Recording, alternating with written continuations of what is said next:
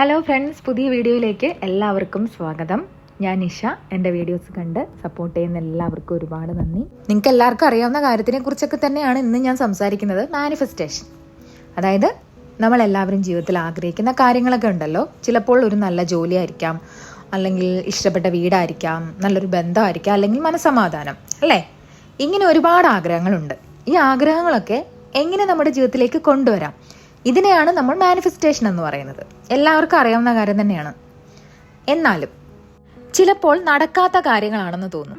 എന്നാൽ സത്യം പറഞ്ഞാൽ ഇത് നമ്മൾ വിചാരിക്കുന്നതിലും സിമ്പിളാണ്. പക്ഷേ ചില കാര്യങ്ങൾ നമ്മൾ മനസ്സിലാക്കണം, കുറച്ചൊന്ന് ശ്രദ്ധിക്കണം. അപ്പോൾ ഇന്ന് ഞാൻ പറഞ്ഞു വരുന്നത് എന്തുകൊണ്ടാണ് മാനിഫെസ്റ്റേഷൻ പലപ്പോഴും നടക്കാതെ പോകുന്നത് എന്നതിനെ കുറിച്ചാണ്. എന്തുകൊണ്ടാണ് ഈ മാനിഫെസ്റ്റേഷൻ പലർക്കും ഒരു പേടി സ്വപ്നമാകുന്നത്? നമ്മൾ കണ്ടിട്ടുണ്ടാവും, ഒരുപാട് പേര് ഈ മാനിഫെസ്റ്റേഷൻ ചെയ്യാൻ നോക്കി എന്നിട്ട് പാതി വഴിയിൽ ഉപേക്ഷിച്ച് പോകുന്നത്. എന്തായിരിക്കും കാരണം?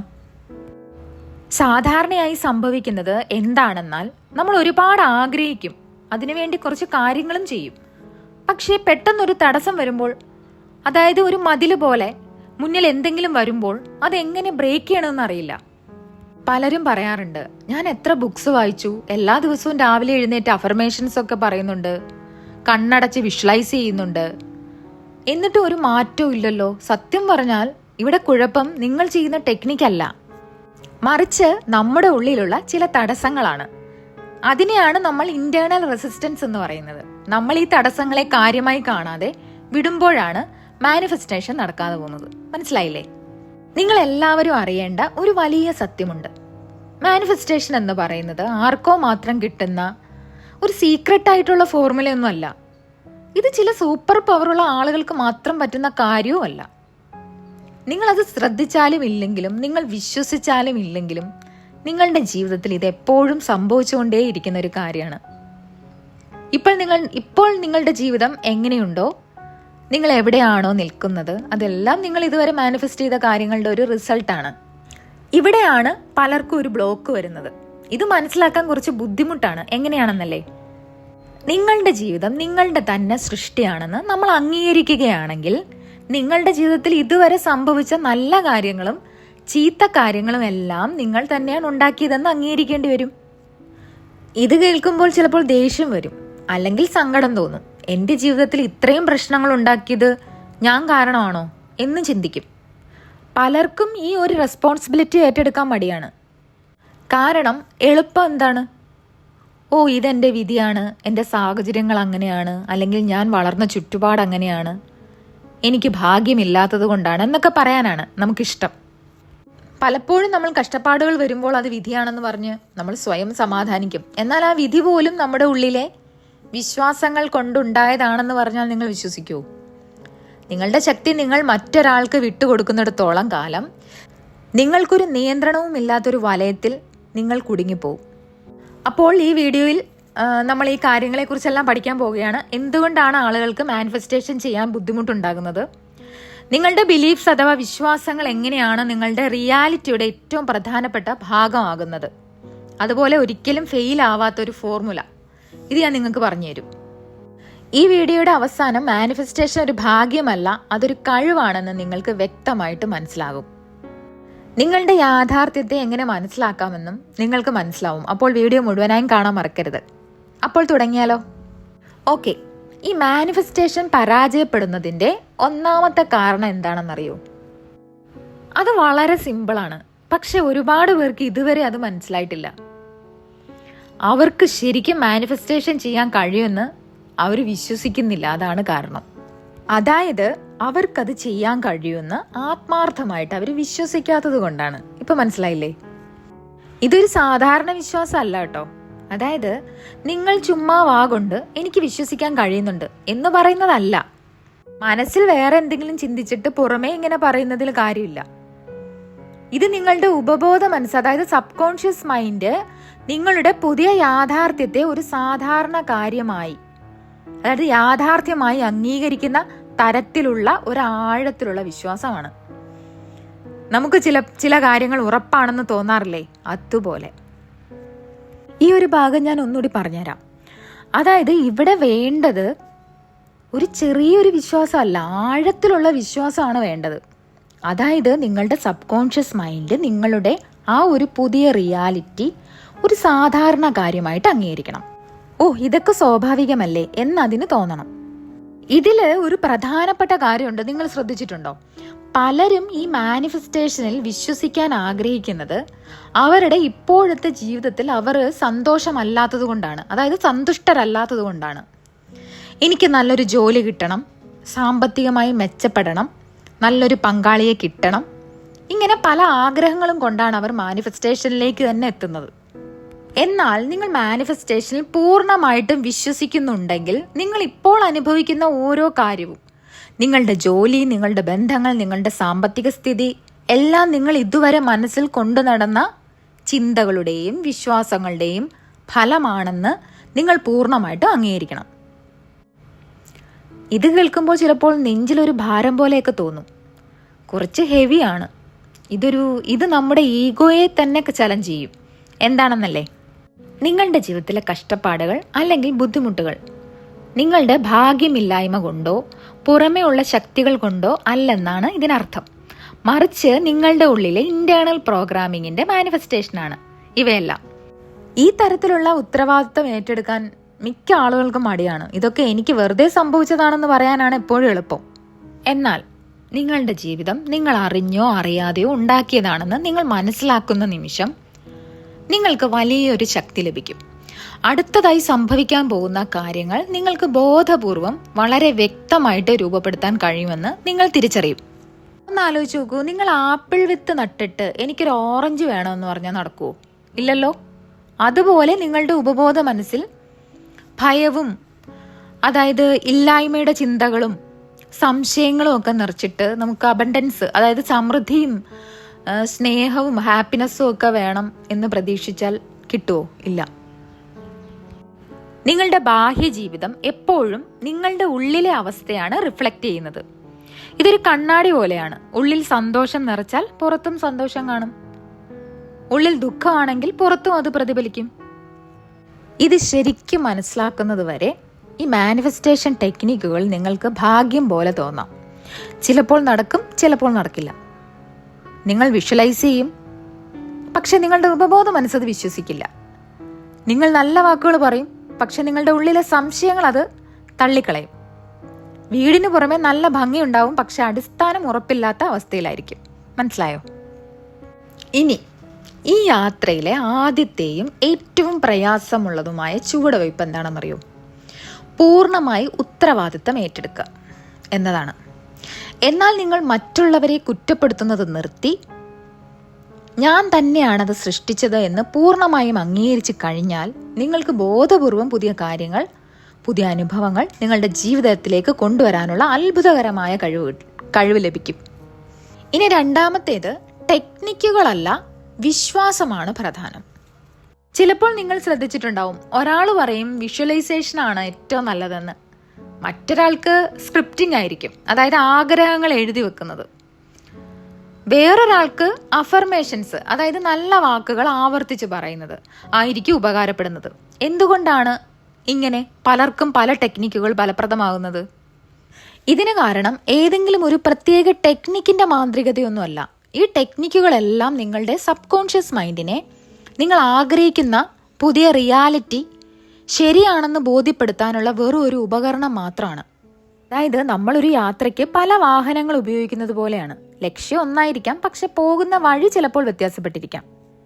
നിങ്ങളുടെ സബ് കോൺഷ്യസ് മൈൻഡ് ഒരിക്കൽ പുതിയ കാര്യങ്ങൾ വിശ്വസിക്കാൻ തുടങ്ങിയാൽ, അതായത് റീപ്രോഗ്രാം ചെയ്യപ്പെട്ടാൽ, പുറമെയുള്ള ലോകം അതിനെ പിന്തുടരും. നമ്മൾ എന്ത് വിശ്വസിക്കുന്നുവോ അതിനനുസരിച്ച് നമ്മുടെ ലോകം മാറും. ഇവിടെയാണ് പലർക്കും തെറ്റുപറ്റുന്നത്. അവർ ഓരോ ദിവസവും പുതിയ പുതിയ മാനിഫെസ്റ്റേഷൻ ടെക്നിക്കുകൾക്ക് പിന്നാലെ പോകും. ഇതാണ് ഏറ്റവും പുതിയ ടെക്നിക്ക്, ഇത് ചെയ്താൽ എല്ലാം ശരിയാകും എന്ന് കരുതി ഓരോന്നായി പരീക്ഷിക്കും. പക്ഷേ ഓർക്കുക, ഈ ടെക്നിക്കുകൾക്കെല്ലാം ഒരേ ഒരു ലക്ഷ്യം മാത്രമേ ഉള്ളൂ: നിങ്ങളുടെ ഉള്ളിലെ ചിന്തകളെയും വിശ്വാസങ്ങളെയും മാറ്റിയെടുക്കുക എന്നത്. നിങ്ങളുടെ ജോലി പുതിയ പുതിയ ടെക്നിക്കുകൾക്ക് പിന്നാലെ പോവുകയല്ല, മറിച്ച് നിങ്ങൾക്ക് ഏറ്റവും നന്നായി വിശ്വസിക്കാൻ സഹായിക്കുന്ന ഒരു ഉപകരണം കണ്ടെത്തുക എന്നതാണ്. ഒരു ടെക്നിക്ക് നിങ്ങൾക്ക് ഫലപ്രദമാകുന്നുണ്ടെങ്കിൽ അത് നിങ്ങളുടെ ഉള്ളിലെ വിശ്വാസത്തെ ശക്തമാക്കുന്നു എന്നർത്ഥം. അതുകൊണ്ടാണ് ഒരു വ്യക്തിക്ക് നന്നായി പ്രവർത്തിക്കുന്ന സ്ക്രിപ്റ്റിംഗ് ടെക്നിക്ക് മറ്റൊരാൾക്ക് ഒരു വിഡ്ഢിത്തരമായിട്ട് തോന്നുന്നത്. കാരണം ഒരാളുടെ ഉപബോധ മനസ്സ് അതിനെ വിശ്വസിക്കാൻ തയ്യാറാകുന്നു, മറ്റൊരാളുടേത് ആകുന്നില്ല. ഒരു വിഷൻ ബോർഡ് നിങ്ങളുടെ ആഗ്രഹം യാഥാർത്ഥ്യമാണെന്ന് നിങ്ങൾക്ക് തോന്നാൻ സഹായിക്കുന്നുവെങ്കിൽ അത് വളരെ നല്ലതാണ്. അഫർമേഷൻസ് നിങ്ങളെ സമ്പന്നനായി തോന്നാൻ സഹായിക്കുന്നുവെങ്കിൽ അതും മികച്ചതാണ്. നിങ്ങളുടെ സ്വപ്ന ജീവിതം ഇപ്പോൾ ജീവിക്കുകയാണെന്ന് സങ്കല്പിക്കുന്നത് നിങ്ങൾക്ക് സമാധാനം നൽകുന്നുവെങ്കിൽ അതും ഉപയോഗിക്കുക. കാരണം ടെക്നിക്കിലല്ല ശക്തി, നിങ്ങളുടെ വിശ്വാസത്തിലാണ് ശക്തി. ഇത് നിങ്ങൾ മനസ്സിലാക്കി കഴിഞ്ഞാൽ നിങ്ങൾ ടെക്നിക്കുകളെ കുറിച്ച് അമിതമായി ചിന്തിക്കുന്നത് നിർത്തും. പകരം നിങ്ങളുടെ ഉപബോധ മനസ്സിനെ പുതിയ യാഥാർത്ഥ്യത്തെക്കുറിച്ച് ബോധ്യപ്പെടുത്തുന്നതിൽ ശ്രദ്ധ കേന്ദ്രീകരിക്കും.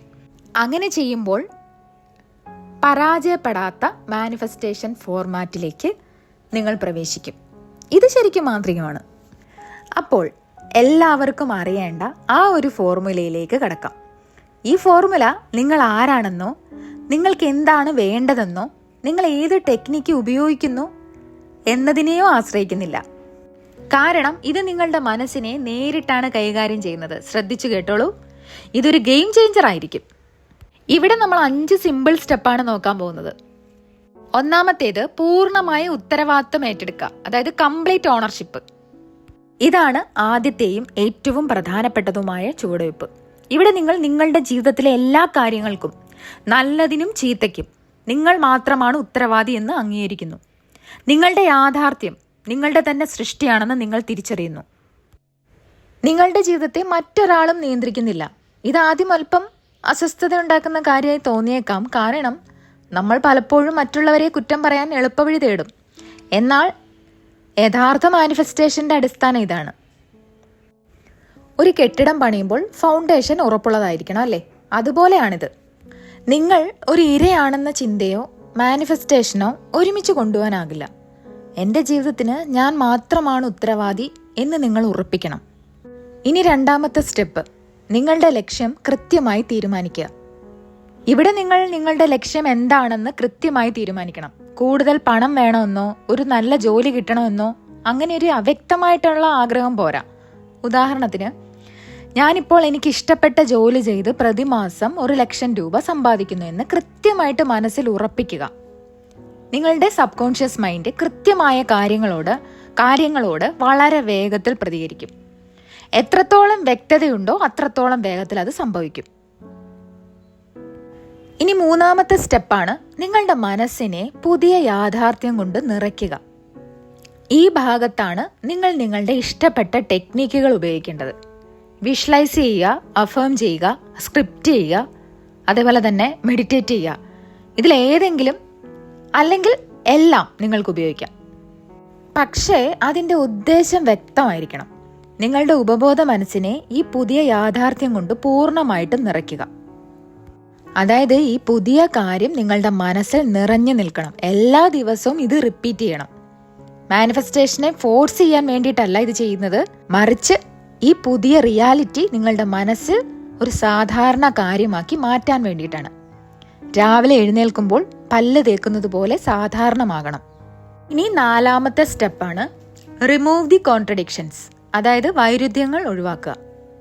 ഇത് വളരെ പ്രധാനപ്പെട്ട ഒരു കാര്യമാണ്. നിങ്ങൾ സംസാരിക്കുന്ന വാക്കുകൾ, നിങ്ങൾ മറ്റുള്ളവരുമായി ഇടപഴകുമ്പോൾ പറയുന്ന കാര്യങ്ങൾ, നിങ്ങൾ സ്വയം സംസാരിക്കുന്ന രീതി, ഇതെല്ലാം ശ്രദ്ധിക്കുക. രാവിലെ നിങ്ങൾ സമ്പത്തിനെ കുറിച്ച് നല്ല കാര്യങ്ങൾ പറയുകയും എനിക്ക് ഒരുപാട് പണം ഉണ്ടാകുമെന്ന് അഫേം ചെയ്യുകയും ചെയ്യുന്നു. പക്ഷെ രാത്രിയാവുമ്പോൾ എൻ്റെ കയ്യിൽ കാശില്ല, ബില്ലടയ്ക്കാൻ പണമില്ല എന്ന് പറഞ്ഞ് പരാതിപ്പെടുകയാണെങ്കിൽ നിങ്ങൾ നിങ്ങളുടെ സ്വന്തം സിഗ്നലിനെ ഇല്ലാതാക്കുകയാണ് ചെയ്യുന്നത്. നിങ്ങളുടെ ഉള്ളിലുള്ള ലക്ഷ്യവുമായി നിങ്ങൾ എല്ലായ്പ്പോഴും ചേർന്ന് നിൽക്കണം. ചിന്തയിലും വാക്കിലും പ്രവൃത്തിയിലും ഒരുപോലെ ആയിരിക്കണം. ഇനി അഞ്ചാമത്തെ സ്റ്റെപ്പാണ് അമിത ആശങ്കയില്ലാതെ സാധാരണ ജീവിതം നയിക്കുക.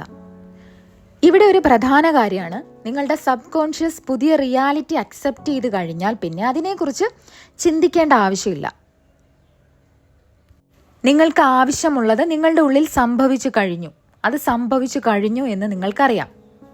നിങ്ങൾ ആ ആത്മവിശ്വാസത്തോടെ നിങ്ങളുടെ സാധാരണ ജീവിതം നയിക്കുക. ഒരു ഭ്രാന്തമായ ആഗ്രഹത്തോടെയോ നിരാശയോടെയോ കാത്തിരിക്കരുത്. കാരണം ഇവിടെ നിങ്ങൾ ഒന്നിൻ്റെയും കുറവ് പ്രസരിപ്പിക്കുന്നില്ല. നിങ്ങൾക്കത് കിട്ടുമെന്നുള്ള ഉറപ്പുള്ളത് കൊണ്ട് നിങ്ങൾ സമാധാനത്തിലായിരിക്കും. ഈ ഒരു ഫോർമുല നിങ്ങൾ എത്ര തവണ വിഷ്വലൈസ് ചെയ്തു അല്ലെങ്കിൽ എത്ര കൃത്യമായി അഫേം ചെയ്തു എന്നതിനെ ആശ്രയിക്കുന്നില്ല. നിങ്ങളുടെ ഉപബോധ മനസ്സ് ഈ പുതിയ ഐഡന്റിറ്റിയെ ഒരു യാഥാർത്ഥ്യമായി അംഗീകരിക്കുന്നുണ്ടോ എന്നതിനെയാണ് ഇത് ആശ്രയിക്കുന്നത്. നിങ്ങളുടെ ഉള്ളിലെ വിശ്വാസം മാറുമ്പോൾ നിങ്ങളുടെ പുറമെയുള്ള യാഥാർത്ഥ്യം അതിനെ പിന്തുടരും. ഇതൊരു പ്രകൃതി നിയമം പോലെ തന്നെയാണ്.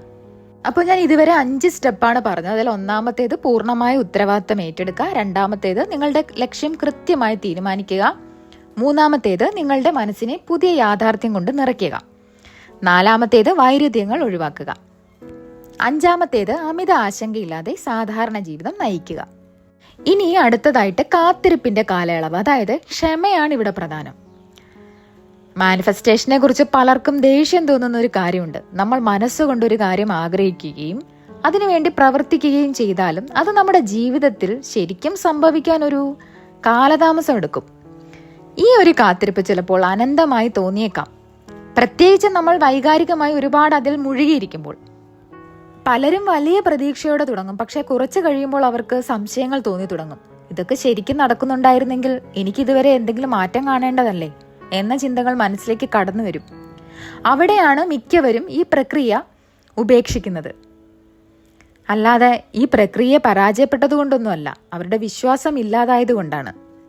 നിങ്ങൾ തീർച്ചയായും ഓർക്കേണ്ട ഒരു കാര്യമുണ്ട്. നിങ്ങളുടെ ഇപ്പോഴത്തെ ജീവിതം എന്നത് നിങ്ങളുടെ കഴിഞ്ഞ കാലത്തെ ചിന്തകളുടെയും വിശ്വാസങ്ങളുടെയും ഒരു പ്രതിഫലനം മാത്രമാണ്.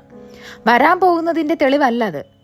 നിങ്ങൾക്കുണ്ടായിരുന്ന പഴയ ചിന്തകളുടെയും വികാരങ്ങളുടെയും ഒരു താൽക്കാലിക ചിത്രം മാത്രമാണത്. നിങ്ങൾ നിങ്ങളുടെ ഉള്ളിലുള്ള അവസ്ഥ മാറ്റുമ്പോൾ, നിങ്ങളുടെ ഉപബോധ മനസ്സിനെ പുതിയ കാര്യങ്ങൾ പഠിപ്പിക്കുമ്പോൾ പുറം ലോകം അതിനനുസരിച്ച് മാറാൻ തുടങ്ങും. ഇത് ഞാൻ പല വീഡിയോയിലും പറഞ്ഞിട്ടുള്ളതാണ്.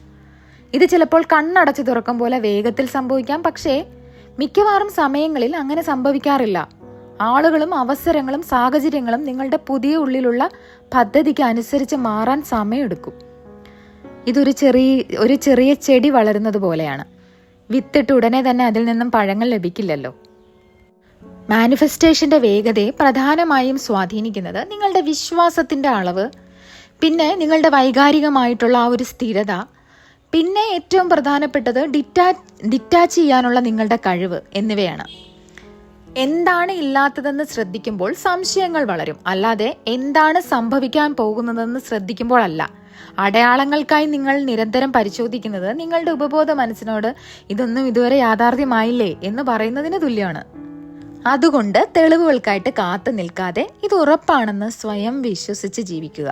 ഇത് നിങ്ങളുടെ സ്വന്തമാണെന്ന് കരുതി ചിന്തിക്കുക, സംസാരിക്കുക, പെരുമാറുക. കാരണം മാനസികവും ആത്മീയവുമായ തലത്തിൽ അത് നിങ്ങളുടേതാണ്. എന്നെ സംബന്ധിച്ചിടത്തോളം മാനിഫെസ്റ്റേഷൻ എന്നത് ഭാഗ്യമോ മാന്ത്രികതയോ വെറും യാദൃച്ഛികതയോ ഒന്നല്ല. ഇതൊരു പ്രപഞ്ച നിയമമാണ്. നമ്മൾ അറിയാതെ പോലും നമ്മൾ എല്ലായ്പ്പോഴും മാനിഫെസ്റ്റ് ചെയ്തുകൊണ്ടിരിക്കുകയാണ്. ഞാൻ പറഞ്ഞ ആ പരാജയപ്പെടാത്ത ഫോർമുല എന്നത് ഒരു മികച്ച ടെക്നിക്കിനെ കുറിച്ചൊന്നുമല്ല.